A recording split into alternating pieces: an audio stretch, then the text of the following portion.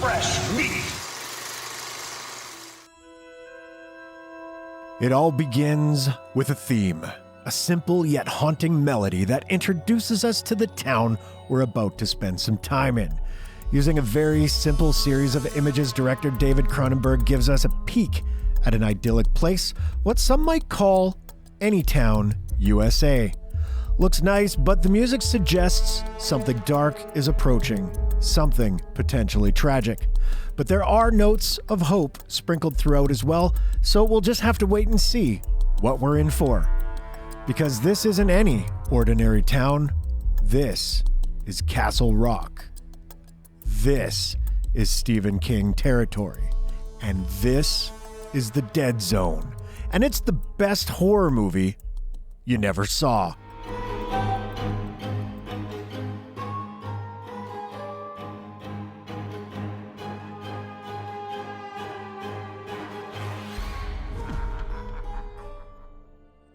Released during the Halloween season of 1983, The Dead Zone came 4 years after King's book hit the shelves. The book was a hit, no surprise there, and a film adaptation was inevitable. And while it was originally meant to be directed by Singin' in the Rain director Stanley Donen, no, really, it ultimately found itself in the hands of David Cronenberg, coming off the success of weirder, less mainstream fare like Scanners and Videodrome, but it turned out Cronenberg was just the right man for the job, crafting a movie that is pure King, frequently scary, sometimes melancholy, suspenseful, odd, and most importantly, character-driven. It often ranks in the top tier of King adaptations, and for good reason, as it's compelling and human as any of the King's greatest hits. I want to thank you guys for watching the best horror movie you never saw, and ask that if you enjoy our shows, please subscribe to our channel right now. Like the video and click on the bell so you can be notified each time a new video goes up. And now, back to the show. More than anything, it tells the tragic story of a normal man who struggles with a very special gift he has. We're used to seeing all manners of superheroes nowadays learn to live with their powers in order to make the world a better place, but it's got to be a hell of a burden to have people's fates in your hands. If you could see the future, or at least part of it, what would you do with that liability? Not all of us were cut out to be heroes, and chances are you'd want to shrink away from the responsibility, not run towards it. That's the dilemma facing Johnny Smith, the Dead Zone's reluctant hero. Johnny is played by the always magnetic Christopher Walken, a few years removed from his Best Supporting Actor win for The Deer Hunter, and it's one of those situations where you just can't picture anyone else in the role. Walken always looks haunted no matter the role or the film, and that look is perfectly paired with the extraordinary plight of Johnny Smith. As with the best of King's protagonists, Smith is a pretty average guy, a teacher in a small town, Castle Rock, Maine. He's got a simple life and a gal on his arm. What more could a fella need? Well, it comes crashing down on Johnny one dark and stormy night when he gets into a car crash mere moments after deciding to be a gentleman and not spend the night at his girlfriend's house. How sad is that?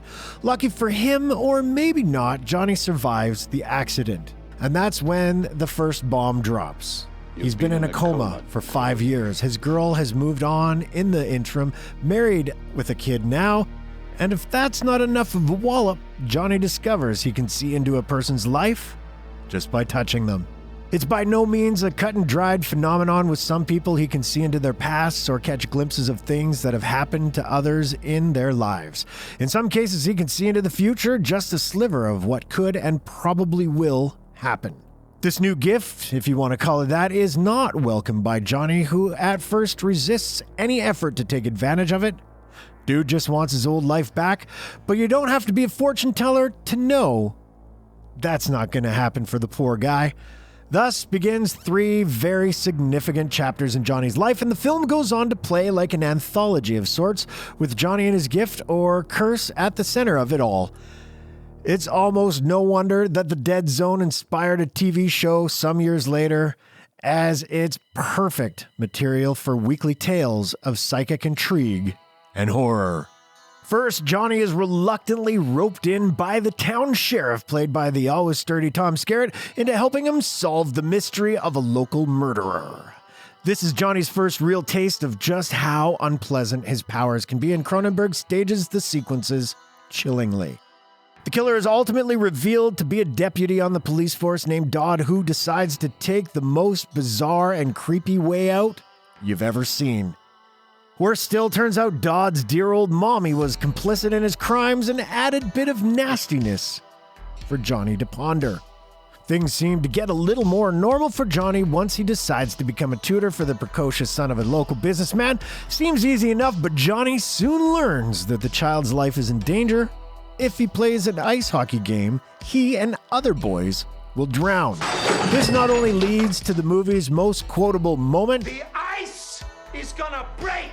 but to rescuing of the boy's life, and most crucially, Johnny's realization that he can really use the power for good and prevent terrible things from happening.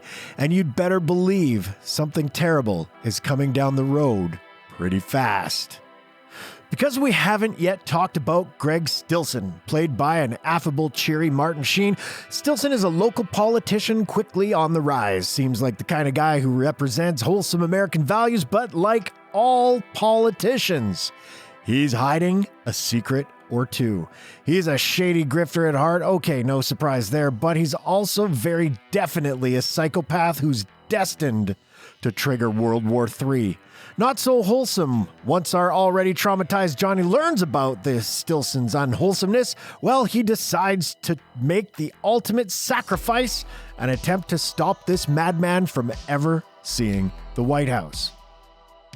It's all quite the journey for our Johnny Smith, and one of the impressive things about The Dead Zone is that it accomplishes so much in a reasonable hour and 40-minute runtime.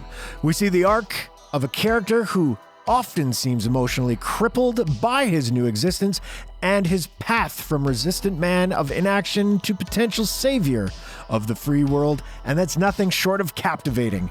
It all comes back to Walken's splendid performance, making Johnny, who always seems to be masking his torment, sometimes the mask comes off and Johnny's sadness and frustration comes through in painful waves.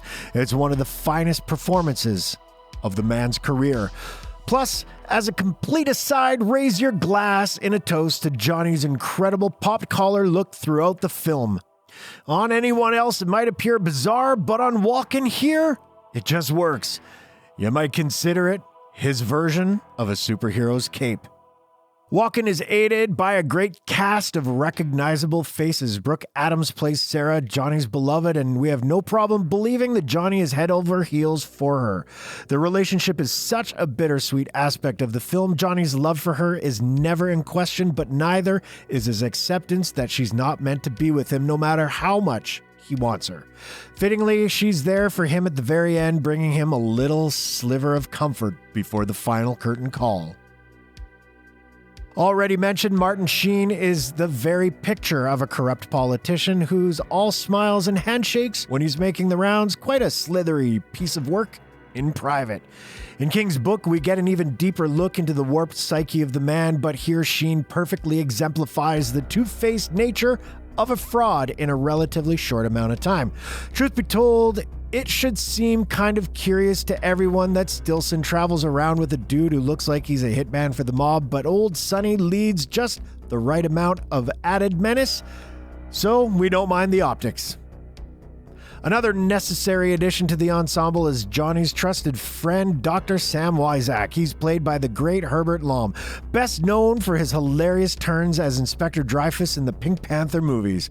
Sam acts as Johnny's confidant, a shoulder to lean on in Johnny's most critical time of need. And when Johnny asks Sam one of the most classic hypothetical questions, if you could go back in time, Germany, say, before Hitler came to power, knowing what you know now, what would you do? Would you kill him? Sam gives the perfect answer. Therefore, I would have no choice but to kill the son of a bitch.